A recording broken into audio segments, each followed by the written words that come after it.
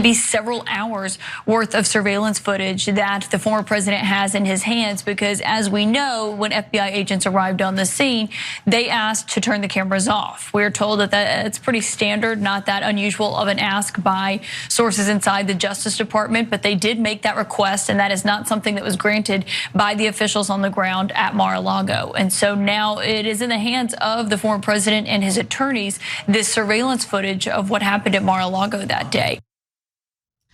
Mere days after Trump said that he would want to, turn down the heat toward federal officials, especially considering all of the death threats and acts of violence toward them, he's now threatening to release surveillance footage of FBI officials raiding his Mar-a-Lago residence.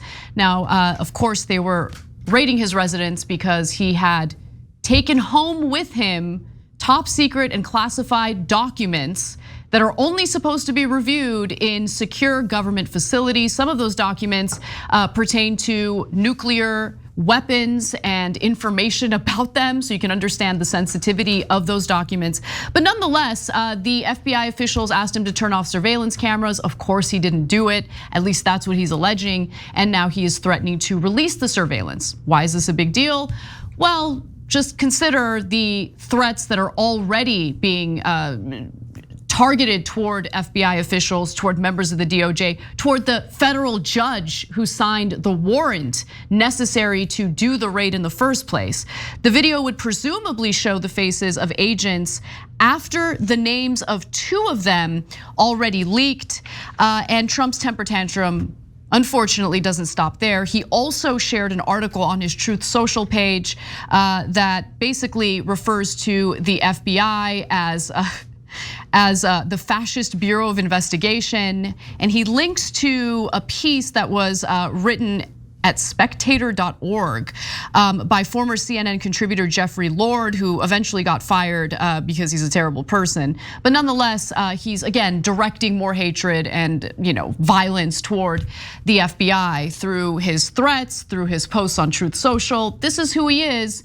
And he might have just gotten a massive gift from another federal judge who is apparently willing to unseal portions of the affidavit that would maybe reveal who the FBI informant close to him is. And maybe we'll find out that it is Melania Trump, as I had suspected, but we don't know. The worry here is that if he does that, then the person who is revealed to have been the FBI informant will suffer some serious risks.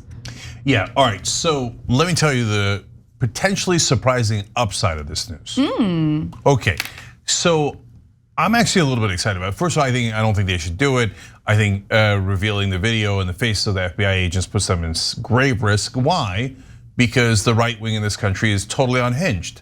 Is it possible that they would then do a terrorist attack against our own FBI? It's not like that's happened. Of course they will. Of course they will. And Trump knows that. Everybody in the right wing knows that. They don't think every right winger is going to go try to kill those FBI agents. They just think somebody's going to try to kill them. We don't need 300 million people to try to kill them. We just need 3 guys to try to kill them. So that's called stochastic terrorism, where they ask basically through their actions implicitly for random acts of terrorism. And when it's Donald Trump, he almost always receives it. So that's a terrible downside and why I'm not in favor of it overall. But the potential upside is, number one, they said the FBI, their original excuse was the FBI planted the files. Oops, you videotaped them. And on the videotape, you will see that they did not plant the files. Now, Trump is in possession of the tape. The FBI is not in possession of the tape. And so Trump might try to edit the tape, but if he does, then the FBI is gonna say, well, now it's evidence and you have to give us the whole tape.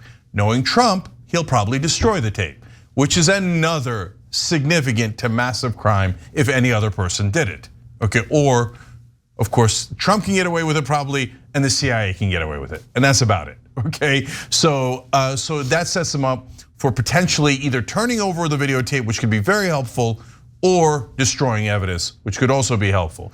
If we had any prosecutors who had any courage at all in the entire country, that leads to the second reason why this might be an upside.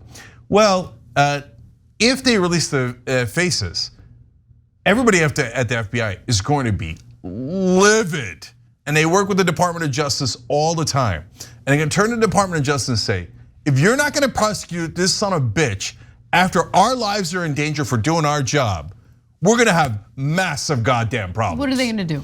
Okay, look, it might be nothing, but I know the internal bureaucracies and how Washington thinks. When you have groupthink and when you have a cultural shift and when people are buzzing about something, it affects them tremendously. So if inside the Department of Justice, there's a feeling that Garland, not outside pressure, internal pressure, that Garland is a coward if he doesn't prosecute, it's gonna create pressure for him to prosecute. So that's another piece of good news. Last one. Prosecutors have been so afraid to go after Donald Trump because of this kind of pressure. But if Trump is getting them to release parts of the affidavit and it reveals their case, he might be accidentally forcing their hand. They can't keep it hidden anymore because the number one go-to move prosecutors do is, oh, we have evidence, but it's not enough to prosecute. Wink, like Manhattan DA's been doing for years now. They have him dead to rights on campaign finance violations for the hush money to the porn stars. And Alvin Bragg and every other DA goes, oh, golly gee, you can't see the evidence, but trust me, it's not enough, which is nonsense. Of course it's enough, right?